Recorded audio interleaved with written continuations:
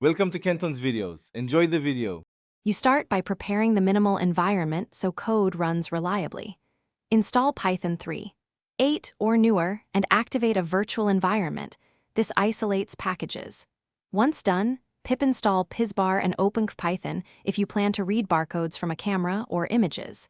Make sure to test the camera with a simple OpenCV capture to confirm permissions and device index. This saves time later. Now create a new script file and import CV2 and Pysbar.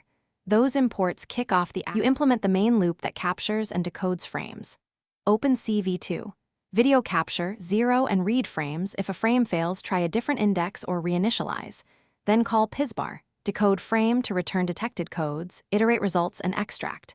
Type and data because they tell you format and value. Draw rectangles with CV2. Rectangle and overlay text using CV2. Put text so users see feedback. Once decoded, optionally append to a short buffer to prevent rapid duplicate reads. You finish by adding clean shutdown and persistent logging. On quit, release the video capture and call CV2.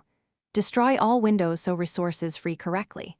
Save each unique scan to CSV or an SQLite table with a timestamp so you can audit later.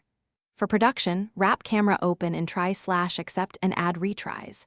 If codes aren't read, check one key troubleshooting area, lighting and focus, lower exposure, increase brightness, or move closer. That usually fixes missed or garbled scans. Thanks for watching. Consider subscribing if we helped you.